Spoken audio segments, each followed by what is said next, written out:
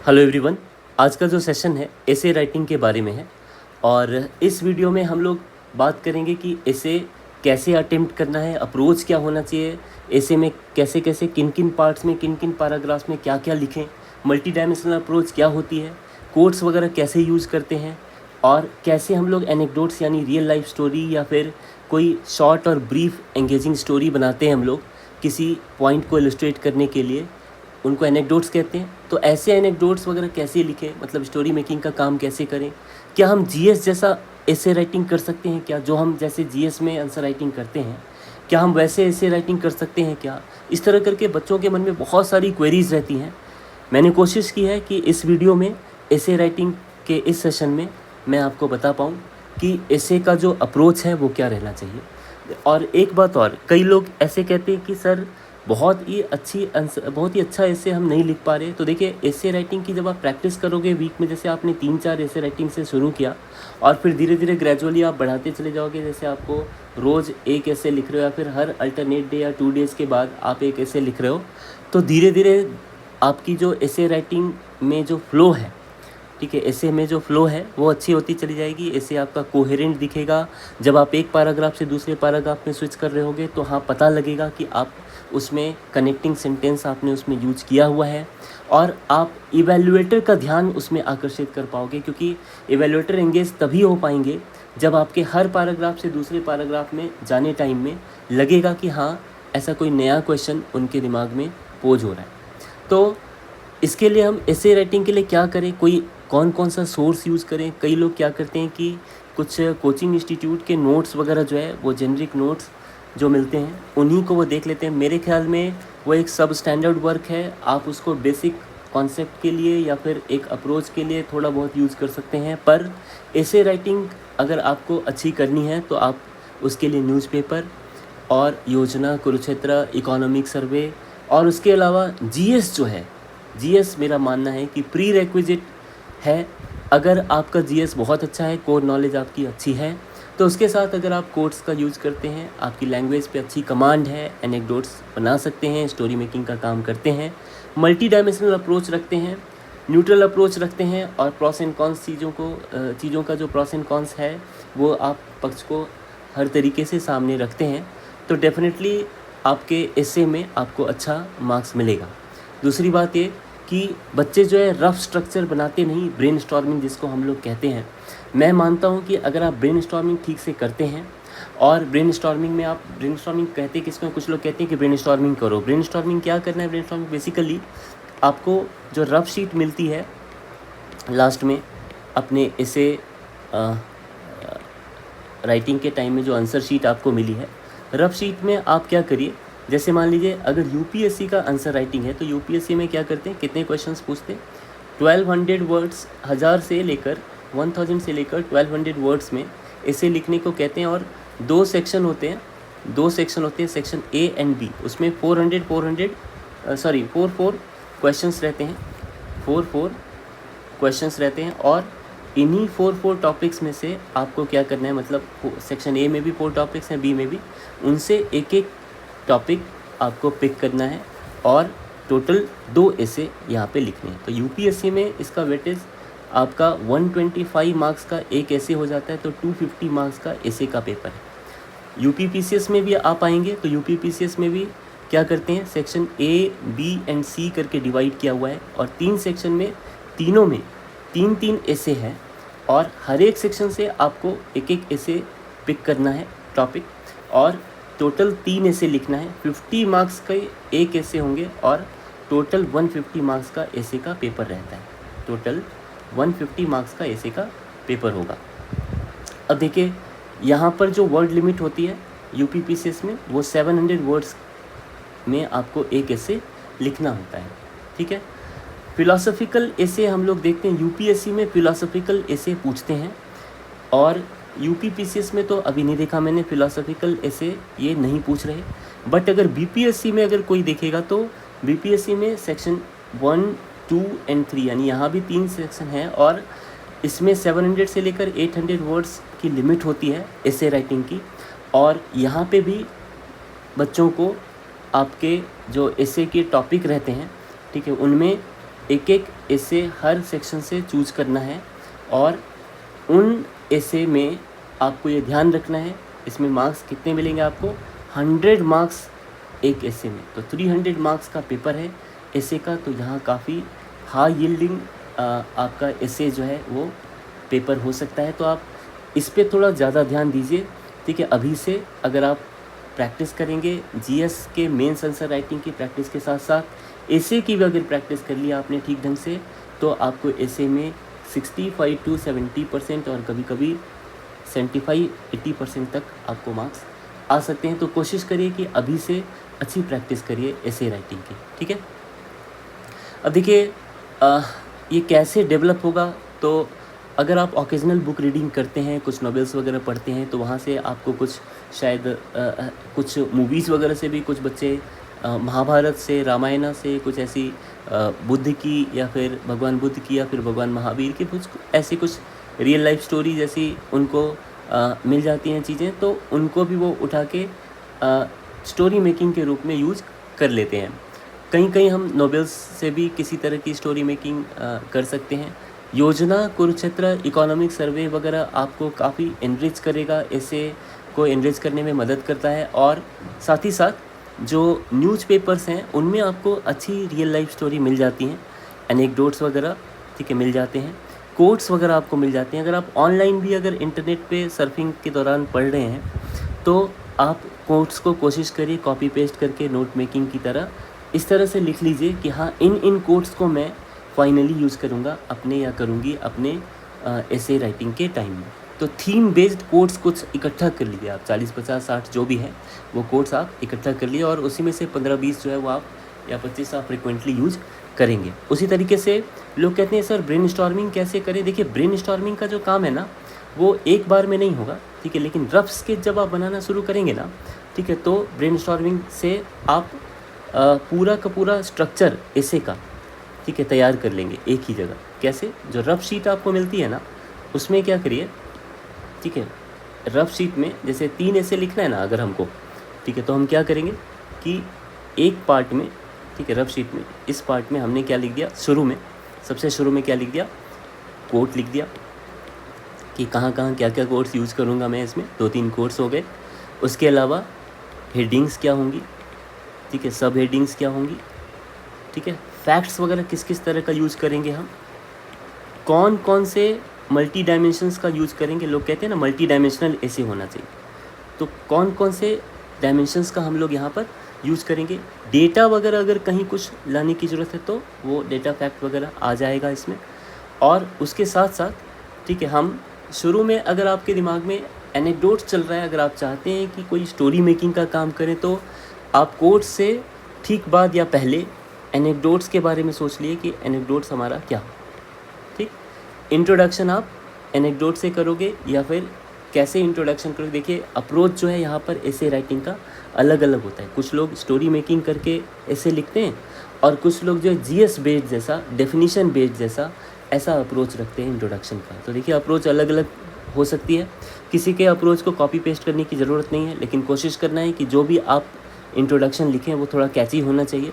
Avoid करना है कि आपको हमेशा जीएस बेस्ड जैसा आंसर राइटिंग ना करें, लेकिन हाँ जीएस का नॉलेज होना, मतलब कोर नॉलेज होना आपके लिए बहुत ज़रूरी है, तभी आप अच्छा ऐसे लिख पाएंगे। कुछ लोग कहते हैं कि सर ये मल्टी डायमेंशंस में क्या यूज़ करें। तो देखिए मल्टी डायमेंशंस का मतलब सब कुछ, जैसे हेल्थ, इकोनॉमी, एडुकेशन, ठीक है, जुडिशियरी, एग्रीकल्चर, वेमेन एम्पावरमेंट, ठीक है, science and technology, innovation, foreign policy, socio economics reforms, ठीक है, कुछ भी लीगल या फिर लॉ मेकिंग का कुछ इस तरह का है, judgments, security, policy, vulnerable society, मतलब इस तरह से करके इनोवेशन, ये सारे आपके एस्पेक्ट्स हैं जिनको आप यहाँ पर यूज़ कर सकते हैं। एक जब रफ़ आउटलाइन आप बनाएंगे, स्केच बनाएंगे, तो स्ट्रक्चर में आप ब्रेनस्टॉर्मिंग के दौरान ये सब कुछ लिखिएगा कि आप क्या क्या कीवर्ड्स का इस्तेमाल यहाँ पर करेंगे। देखिए मोर देन 20 कीवर्ड्स, ठीक है, 30 keywords you should write in the form of brainstorming वाला सेशन। और हमेशा अपने लिए समय थोड़ा सा निकाल के रखिए। ऐसे राइटिंग का एक बहुत इंपॉर्टेंट पार्ट है ब्रेनस्टॉर्मिंग। अपने रफ स्केच में आप ब्रेनस्टॉर्मिंग के दौरान कीवर्ड्स वगैरह लिख के रखिए कि हाँ मैं इन सब वर्ड्स का यूज़ करूँगा या करूँगी, ताकि जब आप ऐसे लिख रहे हो तो आपको रिकॉल नहीं करना पड़े अलग से, नहीं तो आप अगर बीच बीच में फ्लो टूटता जाएगा और कोहेरेंट नहीं हो पाएगा ऐसे, तो आपके ऐसे में लगेगा जैसे कि अच्छा ठीक है लास्ट में इतने 2 पन्ने बच गए, अब मैं क्या इसमें भर दूँ, या फिर पता नहीं मैं 2 पन्नों के बाद क्या लिखूँ, या शुरू में इंट्रोडक्शन ख़त्म हो गया तो अब क्या करूँ, ठीक है, कौन से पैराग्राफ से शुरू करूँ। इस तरह के क्वेश्चन आपके दिमाग में आते रहेंगे, फिर आप टाइम आपका वेस्ट होगा। तो इसीलिए शुरू में ही हर एसे से पहले थोड़ा समय ब्रेनस्टॉर्मिंग को देना है, रफ स्केच या स्ट्रक्चर बना के रख लेना है रफ शीट पे लास्ट में, और उसी आउटलाइन और रफ ड्राफ्ट के अनुसार आप ऐसे लिखेंगे, ठीक है। एक चीज़ और, अगर आपको इस तरह से आउटलाइन बनाने की आदत हो जाएगी ना, तो इससे फ़ायदा ये होगा कि क्विक फ्रेमवर्क बना पाएंगे आप किसी भी टॉपिक का। कोई भी टॉपिक अगर आया तो आपके दिमाग में तुरंत ही क्या होगा, एक क्विक फ्रेमवर्क उसका तैयार हो जाएगा, ठीक है।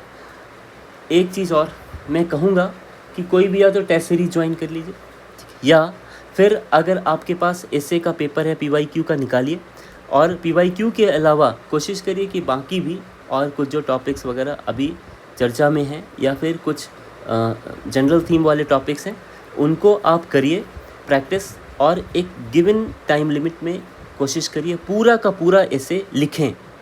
इवैल्यूएशन की ज़रूरत पड़ती है, अगर आपको समझ नहीं आता तो टॉपर्स एसे से आप जो है उसको कई बार कंपेयर करके देख सकते हैं, या फिर आप किसी को इवैल्यूएशन के लिए दे सकते हैं, ठीक है।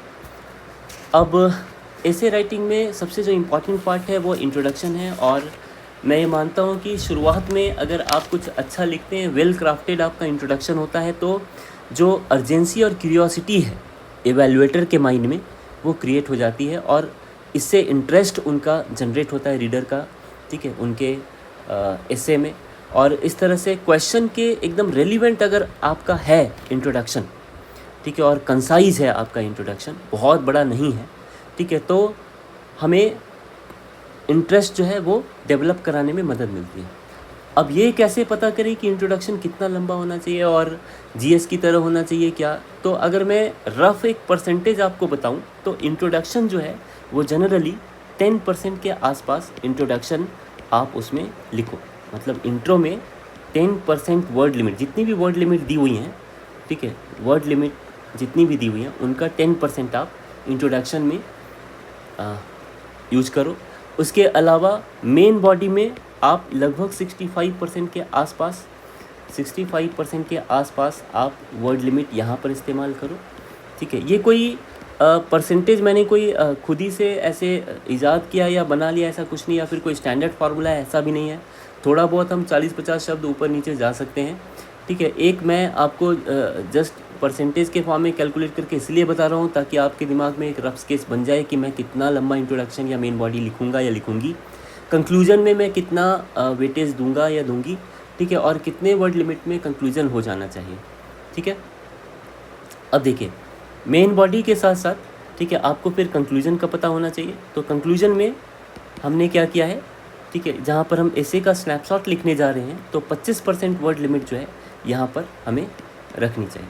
तो अगर आप समझ गए, अगर आपका UPPCS का पेपर है और 700 वर्ड्स में आपको एसे राइटिंग करने को कहा गया है यहाँ पे, तो आप 700 वर्ड्स में 70 to 80 वर्ड्स जो है आप इंट्रोडक्शन को देंगे।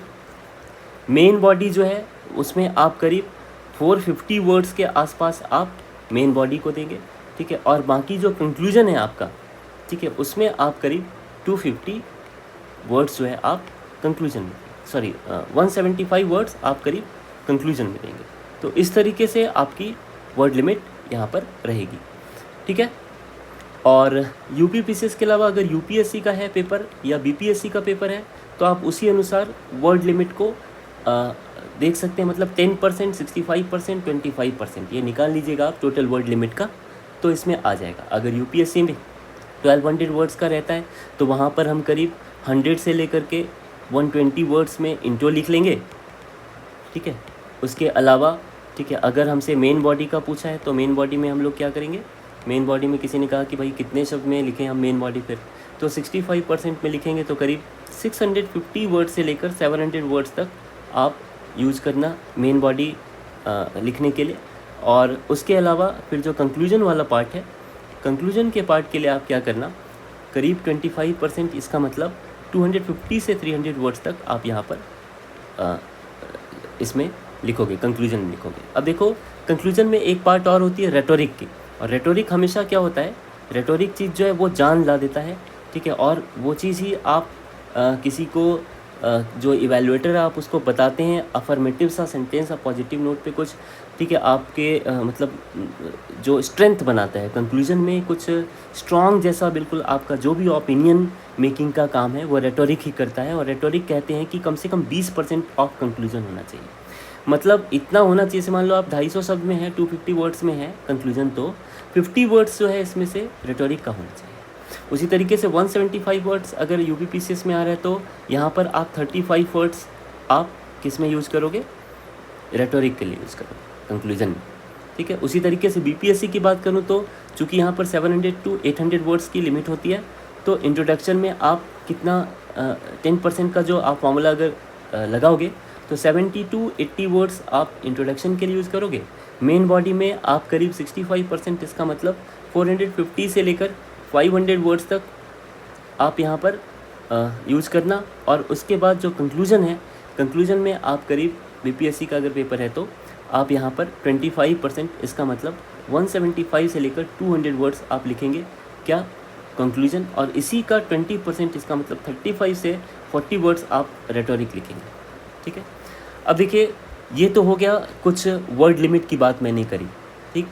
अब इंट्रोडक्शन के बारे में कुछ चीज़ें कही गई हैं और बिल्कुल सही कही गई हैं, आप ध्यान रखना, ठीक है। अगर शुरू में आपने जैसे तैसे लिखा है इंट्रोडक्शन तो इतना अट्रैक्ट नहीं करेगा, मतलब इतना इंटरेस्ट जनरेट नहीं कर पाएगा, डेवलप नहीं कर पाएगा रीडर के माइंड में, और डेफिनेटली आपको इंट्रोडक्शन के पार्ट वाला जो नंबर है वो मार्क्स आपके कट जाएंगे, कम हो सकते हैं। तो इसीलिए आप क्या करिए, इसको वेल क्राफ्टेड रखिए, ठीक है। वेल क्राफ्टेड कैसे रखेंगे, जैसे आपने स्टोरी मेकिंग करी, कोट लिखे, ठीक है। स्टोरी मेकिंग में क्या किया आपने, जैसे मान लो आप कभी आपने रोबोट वाली मूवी या फिर कोई रामायण की स्टोरी या फिर कोई महाभारत की स्टोरी या फिर कुछ नोवेल से या फिर कुछ न्यूज़पेपर में आपने कुछ ऐसा अच्छा कुछ होते हुए देखा, जैसे बेटर इंडिया ऐप वगैरह में भी कुछ अच्छा आपने होते हुए देखा, किसी पर्टिकुलर थीम में आपने देखा कि कुछ सिविल सर्वेंट वगैरह कुछ अच्छा काम कर रहे हैं, या फिर कोई एनजीओ या कम्युनिटी पार्टिसिपेशन के जरिए कुछ अच्छा काम हो रहा है, तो कोई एक थीम बनाना कि यहाँ पर ऐसा ऐसा हेल्थ का इशू था, कुछ ऐसा सोशियो इकोनॉमिक चैलेंजेस था, और फिर सभी लोगों ने मिलकर के इस तरीके कुछ अच्छा किया, मतलब ऐसा कुछ स्टोरी बनाना, ठीक है। तो स्टोरी टेलिंग के साथ में अगर आप स्टार्ट करोगे तो बहुत ही अच्छा लगेगा थोड़ा देखने में, क्योंकि ह्यूमंस जो है वो जनरली बड़ा फैसिनेट होते हैं स्टोरी रीड करने में, और स्टोरी पढ़ना अच्छा लगता है, तो इसीलिए वो जो फैसिनेटिंग स्टोरी है वो कोशिश करिए, आप खुद ही क्रिएट करिए कैरेक्टर्स को, ठीक है। और कैरेक्टर्स क्या होंगे आप खुद ही डिसाइड करिए, उसका नाम कुछ लिखिए, राम श्याम कुछ भी, ठीक है। और उनका फिक्शर्स नेम देने के बाद आप कोशिश क्या करिए कि एक नैरेटिव बनाएं। नैरेटिव में आप देखिए ध्यान रखिएगा कि स्टोरी जो है बहुत लंबी तो कर ही नहीं सकते, ठीक है, तो शॉर्ट स्टोरी रखेंगे, रेलिवेंट स्टोरी रखेंगे। ज़रूरी नहीं कि स्टोरी मेकिंग ही एक इंट्रोडक्शन का तरीका है। जिनको अगर स्टोरी मेकिंग नहीं करनी, ठीक है, वो लोग जीएस बेस्ड या फिर डेफिनेशन बेस्ड, ठीक है, ये सारा भी यहाँ पर इस्तेमाल कर सकते हैं। देखिए मैं जिस अप्रोच की बात कर रहा हूँ ना, आप डेफिनेशन बेस्ड अप्रोच भी लगाते हैं, अगर जीएस बेस्ड अप्रोच भी लगाते हैं तो गलत नहीं है कुछ भी। तो ऐसा मत सोचना कि मेरे को स्टोरी मेकिंग नहीं आ रही तो मैं नहीं कर पाऊँगा या फिर ये नहीं कर पाऊँगी या गलत हो जाएगा मेरा, ऐसा कुछ भी नहीं, ठीक है। अगर आप अच्छा ऐसे लिखते हो और मल्टी डायमेंशनल होता है, आप बहुत तरह के एस्पेक्ट्स को कवर कर पा रहे हो, ठीक है, तो मैं बता रहा हूँ आपको अच्छे मार्क्स मिलेंगे ऐसे में, भले ही आप स्टोरी मेकिंग करें ना करें, जीएस बेस्ड डेफिनेशन बेस्ड भी लिखेंगे तो अच्छे मार्क्स आपको मिलेंगे, ठीक है। और इसमें जो भी इश्यूज़ हैं उन इश्यूज़ को, चूँकि अगर आपका स्पेसिफिक मतलब टू द पॉइंट रहे, देखिए मैंने देखा है कई बार ना टॉपिक से हट कर लिखने की आदत है बच्चों को, मतलब जो भी वो इस बारे में कुछ जानते हैं, ठीक है। अब कोई भी एक टॉपिक अगर आ गया, अगर हेल्थ का ही कुछ आ गया तो वो हेल्थ के बारे में जो चीज़ जानते हैं वो सब कुछ लिख जाते हैं, जबकि होना ये चाहिए कि आपको जो भी इश्यूज़ हैं टॉपिक से रिलेटेड उन्हीं को आप जो है क्या करिए, powerfully lie.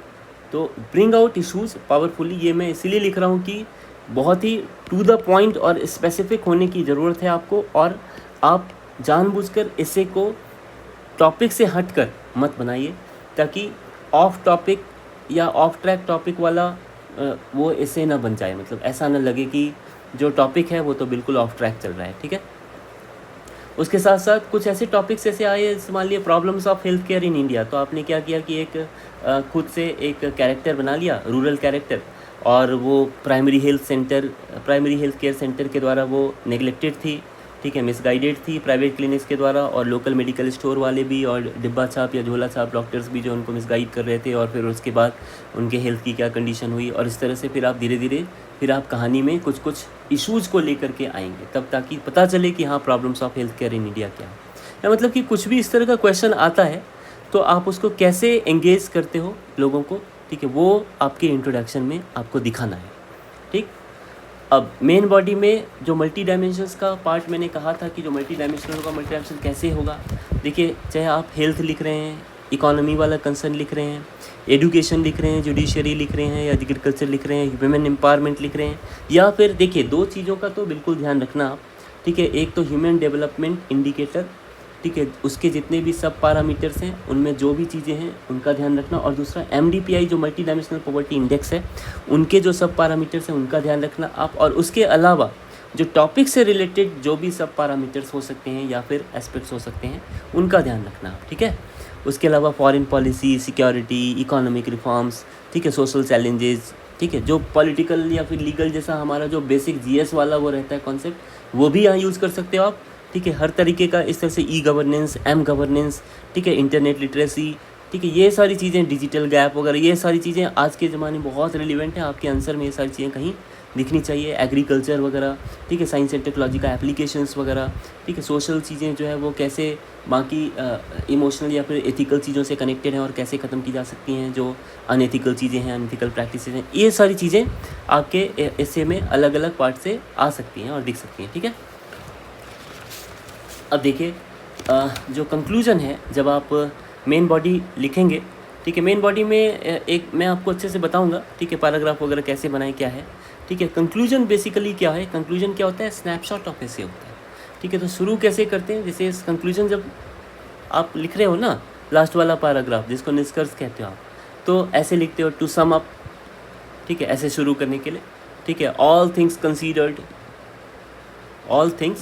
Considered on balance, on the whole, ठीक है, इस तरीके से, ठीक है, आप शुरू करते हो ये लिखना। ब्रीफली मेंशन मेजर आर्गुमेंट्स और प्रॉब्लम्स वगैरह, ये सब चीज़ें आप जो है कंक्लूजन में करना। कंक्लूजन में आपसे अगर कोई बोले कि क्या करें, कंक्लूजन इतना लंबा हम फिर कैसे लिख पाएंगे, 175 वर्ड्स में कंक्लूजन कैसे लिखें, या फिर 200 वर्ड्स में कैसे लिखें, तो देखिए आप तभी लिख पाएंगे जब आप इसमें 2-3 चीज़ें दिखाएंगे। क्या क्या है, मेजर आर्गूमेंट्स दिखाएंगे उस टॉपिक के बारे में, ठीक है, प्रॉब्लम्स दिखाएंगे, ठीक है, प्रॉब्लम्स दिखाएंगे, कंटेक्स्ट दिखाएंगे, ठीक है, कॉन्सिक्वेंसेस दिखाएंगे, ठीक है। देखिए ये सारी चीज़ें आपको दिखाना है इसमें, ठीक है। सिग्निफिकेंस दिखाएंगे, ठीक है, उसका क्या सिग्निफिकेंस है, और जब सिग्निफिकेंस लिख रहे होंगे तो समराइज़ करिएगा आप मेन बॉडी में जितने आपने डायमेंशंस खोले हैं ना, उनको सबको समराइज़ करने की कोशिश करिएगा। और हमेशा याद रखिए, ठीक है, सॉल्यूशंस जो हैं वो आपको लिखने हैं, ऐसा नहीं खाली चैलेंजेस दिख रहा है मेरे को। कई बार बच्चों की कॉपियों में, ठीक है, सॉल्यूशंस नहीं दिखता चैलेंजेस के बाद, सॉल्यूशंस दिखाइए यहाँ पे, ठीक है, solutions related to the topic, ठीक है, वो आप ज़रूर यहाँ पर रखिएगा। उसके अलावा हमेशा फ्यूचरिस्टिक रहिए आप, ठीक है, जो भी आपका कंक्लूजन है, ठीक है, उसमें फ्यूचरिस्टिक अप्रोच रखिए, सॉल्यूशंस बेस्ड अप्रोच रखिए, तो इससे आपको इवैल्यूएटर भी ज़्यादा मार्क्स देंगे, ठीक है, कंक्लूजन में। अब देखिए कुछ चीज़ें यहाँ पर और हैं, ठीक है, जैसे कोई टॉपिक है, वो क्या टॉपिक है, 50 gold in Olympics, can it be reality for India. अगर ऐसे किसी ने क्वेश्चन ये पूछ लिया कि बताओ, ठीक है, 50 गोल्ड मिलेंगे ओलंपिक में, यानी 50 गोल्ड मेडल्स जो हैं आपको ओलंपिक में मिलेंगे, क्या can it be reality for India, can it be reality for India. इस तरह का अगर आपसे क्वेश्चन किसी ने पूछा, ठीक है, टॉपिक पूछा एसे के लिए, तो फिर आप एसे राइटिंग कैसे करोगे। तो देखिए कुछ नरेशन से स्टार्ट किया, कुछ कोट से स्टार्ट किया, जैसे आपके दिमाग में कुछ कोट आ गया, ठीक है, और वो कोट आपने पहले से ही रखा हुआ है बनाकर कि हाँ स्पोर्ट्स से या फिर एजुकेशन से या फिर एक्स्ट्रा करिकुलर एक्टिविटीज़ से इस तरह से आएगा कुछ, तो हम ऐसा लिखेंगे, या फिर कुछ ऐसा टारगेट बेस्ड या गोल बेस्ड इस तरह का कुछ इशू आए, टॉपिक आए, तो हम इसमें इस तरह का कोट लिखेंगे। तो आप क्या करेगा कि कोई नरेशन या कोट्स पहले से ही सोच कर रखिएगा, ठीक है, तो बहुत सारे जब आप प्रैक्टिस करोगे ना तो डेफिनेटली आपके दिमाग में बहुत सारे कोट्स वगैरह, नरेशन वगैरह आ जाएंगे, ठीक है। और इन कोट्स के बाद आप धीरे धीरे क्या करेंगे, ठीक है, मेन बॉडी में आएंगे। तो देखिए मेन बॉडी में ट्रांजिशन से पहले इंट्रोडक्शन चूँकि हम लिख रहे हैं, तो वहाँ पर क्या करिएगा, एक स्टोरी बनाइए।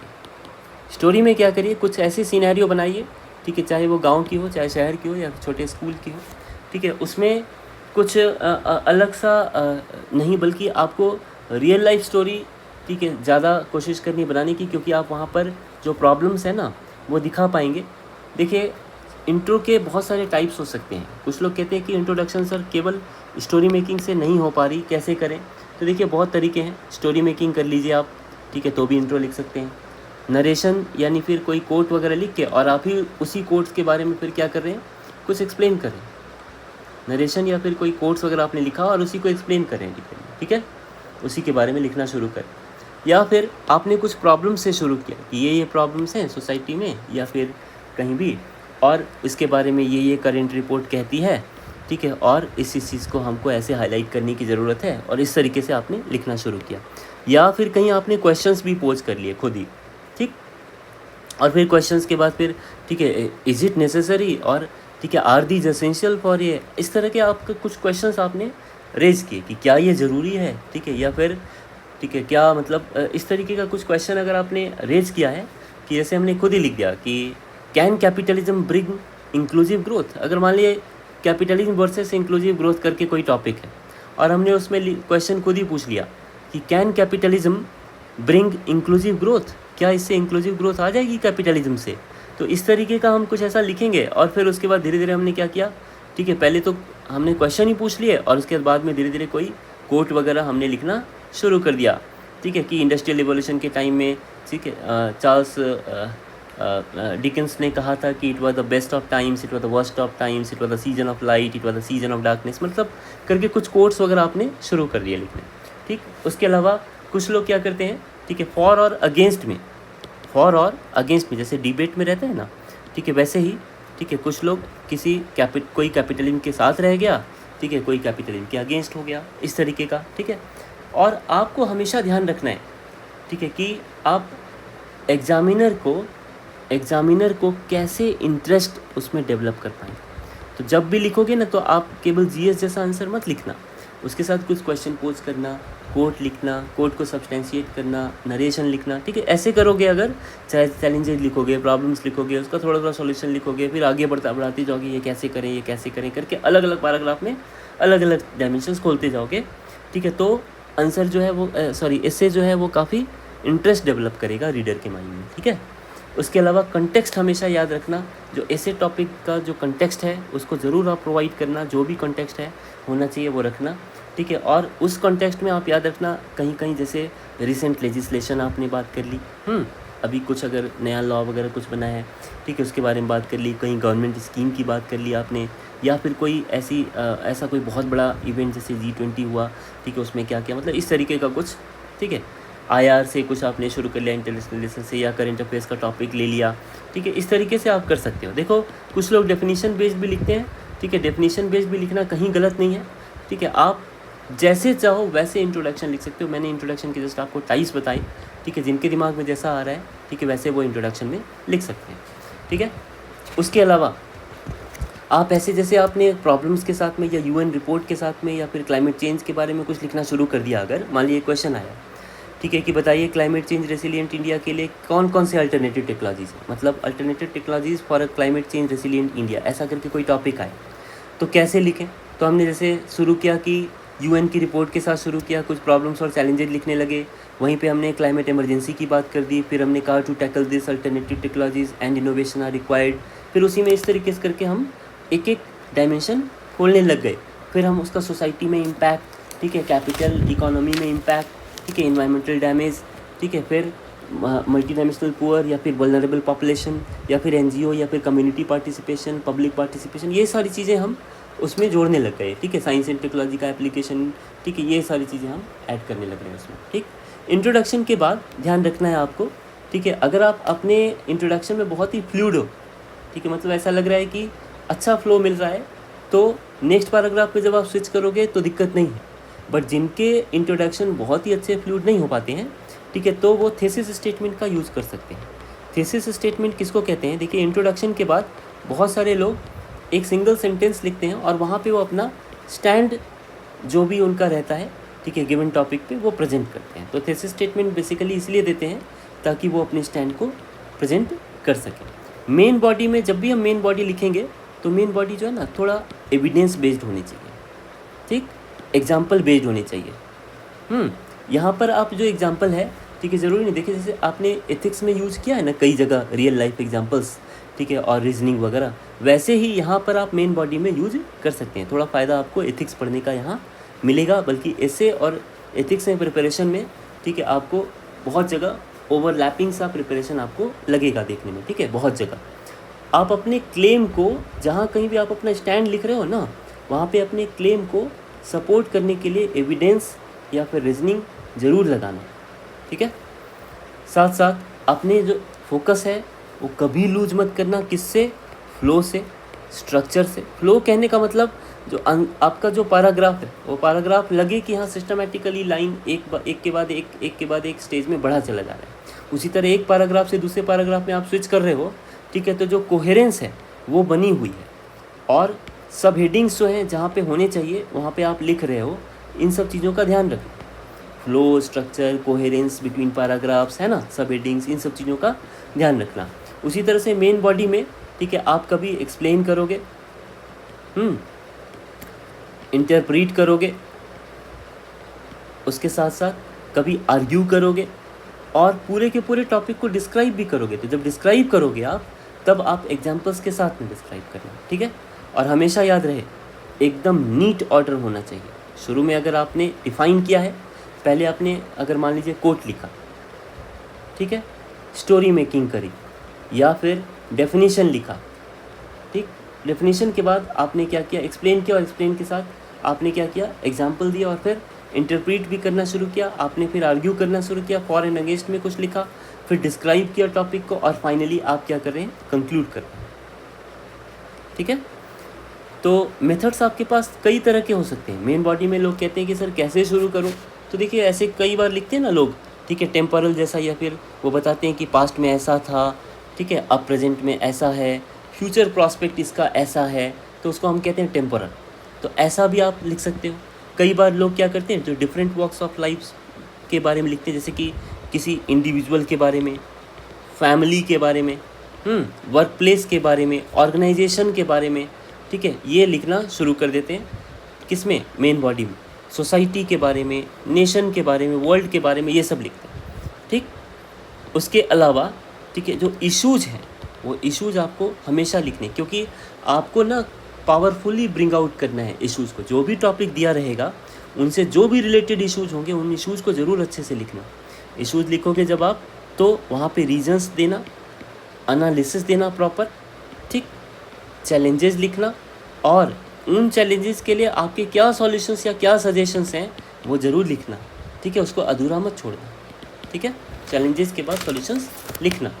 उसी तरीके से क्या कॉन्सेप्ट रहा है इस चीज़ का, अगर आपको डिफ़ाइन कर रहे हो किसी चीज़ को, तो क्या कॉन्सेप्ट है, हिस्ट्री क्या रही है, ठीक है, करंट स्टेटस क्या रहा है, ये सब ज़रूर लिखना, ठीक है।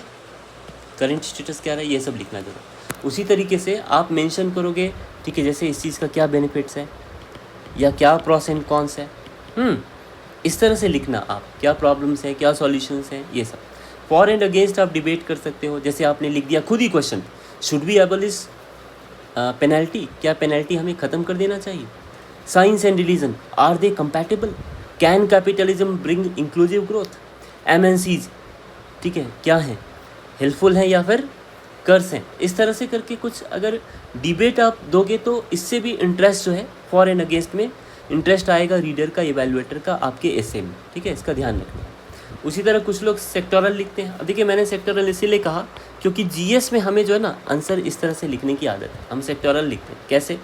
जैसे सोशल, वही पुराना वाला जो कॉन्सेप्ट हमारा है, पॉलिटिकल स्टैंडर्ड कॉन्सेप्ट, उसको भी आप यहाँ यूज़ कर सकते हो, इसमें कोई दिक्कत नहीं है। कुछ अगर कहते हैं कुछ लोग कि नहीं बिल्कुल इस तरह से मत लिखना आप, नहीं, ऐसा नहीं है, हम लिख सकते हैं, ठीक है। Social, political, economical, legal, technological, ठीक है, हिस्टोरिकल, एडमिनिस्ट्रेटिव, एडमिनिस्ट्रेटिव, फिर इंटरनेशनल कुछ आपका रिलेशंस का इशू है तो वो सिक्योरिटी, इन्वायरमेंटल, ठीक है, सोशियो इकोनॉमिक रिफॉर्म्स, इस तरह का कुछ भी ऐसा है तो आप उसको लिख सकते हैं, ठीक। और 3-4 सब हेडिंग आपको देने हैं, 3-4 सब हेडिंग देने हैं आपको। और कंक्लूजन जब भी आप लिखोगे तो देखिए कंक्लूजन का हमेशा 2 गोल होता है। अब कहते हैं लोग कि सर कंक्लूजन में क्या करूँ, तो देखिए कंक्लूजन में 2 चीज़ें तो होनी ही चाहिए। पहला ये क्लियर ओवरव्यू होना चाहिए कि आपने मेन बॉडी में क्या लिखा है।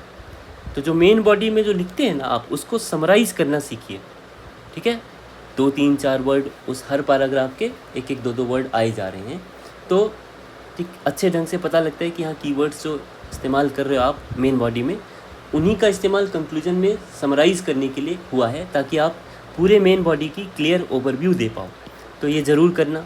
उसके साथ साथ जो लास्टिंग फेवरेबल इम्प्रेशन है वो कोशिश कीजिए आप लाने की, ठीक है। जो फेवरेबल इम्प्रेशन कैसे आएगा उसके बारे में सोचिए ताकि जो कंक्लूजन है, ठीक है, वो अच्छे ढंग से इवैल्यूएटर के माइंड में अच्छा इम्प्रेशन दे पाए।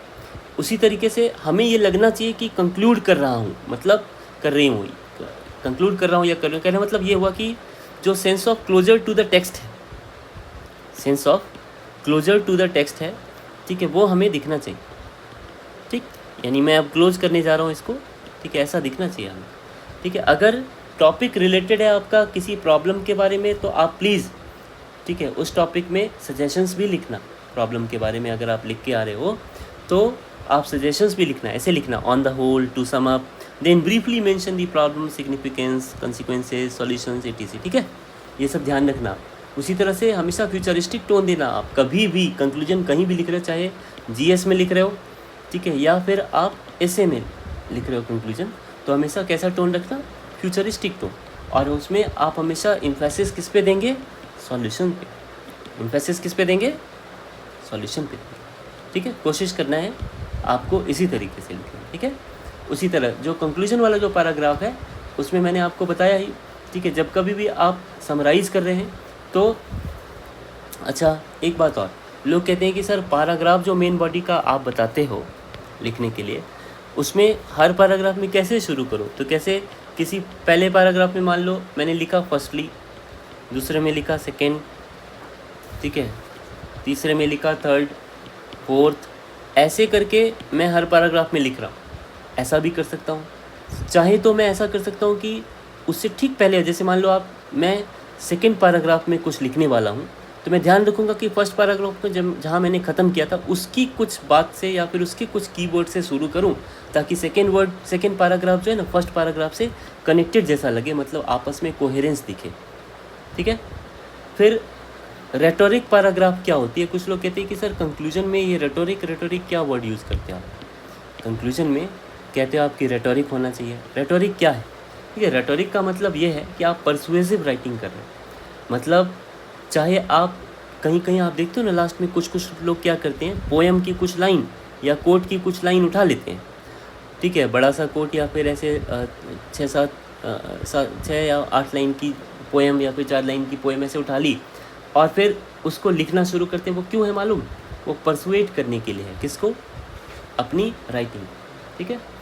तो आप इस चीज़ का ध्यान रखिएगा, ठीक है, कि आप परसुएसिव राइटिंग करें, आप रेटोरिकल पैराग्राफ लिखें, किस में, कंक्लूजन में। और साथ ही साथ, ठीक है, आप इसके लिए श्लोक, पोएम, कोट्स, इन सब का यूज़ कर सकते हैं, ठीक है। जैसा एसे का टाइप होगा, टॉपिक होगा, उसी तरीके का आप अपने रेटोरिक डिवाइसेस का यूज करना, ठीक है। कहीं पे आप अमृतकाल लिख सकते हो, कहीं पे आप problem get solve, negatives are eliminated, इस तरीके का कुछ लिख सकते हो। जैसे आप प्रीएम्बल ऑफ कॉन्स्टिट्यूशन में ऐसा है, तो हमारे जो गोल सेट आउट है वो ऐसा है, ठीक है, इससे ऐसी लाइट होगी, ऐसा इंस्पिरेशन ड्रॉ होता है, ठीक है, कहीं जस्टिस, लिबर्टी, इक्वालिटी या फिर इस तरह की बात की गई है तो आप उस पॉलिटी के बारे में आप जानते हो तो अच्छे ढंग से वहाँ से भी आप कुछ कीवर्ड्स उठा सकते हो, ठीक है। ऐसे आप लिखना इसमें रेटोरिक में या फिर कंक्लूजन में ऐसे लिखना। जब भी आप एंड कर रहे हो तो कोशिश करना एक पावरफुल कोट के साथ में एंड करें, और इसकी जो क्रेडिबिलिटी है वो हाई डिग्री की होनी चाहिए, मतलब आप कंक्लूजन में कुछ इको लाए, वो जान लाए, ठीक है। थोड़ा ध्यान रखना आप, ठीक है, इस चीज़ का। कहाँ, कंक्लूजन में कि आप पावरफुल कोट के साथ एंड कर रहे हो, ठीक है। फ्लो रहना चाहिए। देखिए कनेक्टिव्स इसीलिए मैं कहता हूँ ताकि जो है कनेक्टिव्स मतलब होता है सेंटेंसेस को लिंक करना। पैराग्राफ, जब आप एक पैराग्राफ से दूसरे पैराग्राफ में जा रहे हो ना, तो कोशिश करना, या फिर एक सेंटेंस से दूसरे सेंटेंस में जा रहे हो ना, तो कोशिश करना कुछ लिंकिंग कीवर्ड्स का इस्तेमाल करने के लिए, ठीक है। जैसे कि मैंने बताया कि हेल्थ में ये प्रॉब्लम है तो इससे ये डिजीज़ बर्डन ऐसा हो रहा है, तो फिर इससे सोसाइटी के बाकी चीज़ों पे प्रभाव पड़ रहा है, इससे जो मल्टी डायमेंशनल पॉवर्टी बढ़ रही है, इससे जो अनएम्प्लॉयमेंट भी और आगे बढ़ जा रही है, एजुकेशन में नहीं है, ठीक है। इस तरह से करके मैं एक के बाद एक ऐसे लिंक करता चला जा रहा हूँ, ठीक। ऐसा आप जीएस में भी करते हो। कहीं कॉन्ट्रास्ट वगैरह भी आप दे सकते हो, कॉन्ट्रास्ट जैसा कनेक्टिव का यूज़ कर सकते हैं। जैसे कुछ लोग लिखते हैं ना कि हायर या फिर वेयर एज, ठीक है, जबकि ऐसा है कि, ऐसा करके कुछ लोग लिखते हैं अपने ऐसे में कनेक्टिव्स का इस्तेमाल करते हैं। कहीं कहीं कुछ ऐसे लिखते हैं साइमल्टेनियसली या रिसेंटली अभी ऐसा हुआ, फिर सब्सिक्वेंटली ऐसा हुआ, फॉर इंस्टेंस ऐसा हुआ। इस तरीके से लोग आंसर ऐसे राइटिंग करते हैं, ठीक है। कुछ टॉपिक पे मैं आपको अभी दिखाना चाहूँगा, ठीक है। क्वेश्चन किस तरीके के पूछे जाते हैं, ठीक है, वो देखते हैं। अब देखिए ये है आपका यूपीपीएससी का क्वेश्चन पेपर, ठीक। इसमें है क्या, स्पेस साइंस इन इंडिया, ये सेक्शन ए में आप आओगे, यहाँ देखो क्या लिखा हुआ है, ठीक है। हिंदी, इंग्लिश या उर्दू तीनों में से किसी लैंग्वेज में आप ऐसे लिख सकते हैं, और हर एक सेक्शन से आपको एक एक टॉपिक सेलेक्ट करने हैं। मैक्सिमम जो वर्ड लिमिट है हर एक ऐसे लिखने की वो 700 वर्ड्स की है। सेक्शन ए में जैसे आपके 3 टॉपिक हैं, क्या क्या, role of literature in character building, चरित्र निर्माण में साहित्य की भूमिका, the problem of old people in metropolitan cities, meaning of G20 leadership for India, ये 3 टॉपिक हैं। फिर आपके सेक्शन बी में 3 topic, space science and India, ये फिर ये मैं 2023 का पेपर निकाला है ऐसे का, यूपीपीसीएस का। New possibilities in the agriculture sector, globalization and cottage industry, ठीक है। ऐसे करके आप देखो ये सब जीएस बेस्ड जैसा आपका क्वेश्चन है यहाँ पे, ठीक है। तो और यहाँ पर ये सोसाइटी बेस्ड क्वेश्चन या फिर करेंट बेस्ड क्वेश्चन, तो आपको दिक्कत नहीं आएगी यहाँ पर ऐसे आंसर राइटिंग, ऐसे राइटिंग करने में, ठीक है। सेक्शन सी देख लो आप, the effect of economic crisis in Sri Lanka and on whole world, melting glaciers, danger for human beings करके, मतलब 3 सेक्शन है और तीनों सेक्शन में 3 टॉपिक हैं, और उनसे आपको एक एक टॉपिक चूज़ करने हैं, ठीक है। उसके अलावा अगर आप यूपीपीसीएस छोड़कर यूपीएससी का पैटर्न देखोगे ना, तो ये 2023 का पेपर मैंने निकाला ऐसे राइटिंग का और ऐसे का, ठीक है। और इसमें जो है 1000 से 1200 वर्ड्स लिमिट रहती है, ठीक है, ऐसे राइटिंग की। और टॉपिक इसमें देखो कैसे रहते हैं, thinking is like a game, it does not begin unless there is an opposite team. अब देखो यहाँ पर not all who wander are lost, यहाँ पर देखो आप फिलोसॉफिकल ऐसे भी यहाँ पर यूज होंगे, ठीक है। बट अब देखो आप, a society that has more justice is a society that needs less charity, education is what remains after one has forgotten what one has learned in school.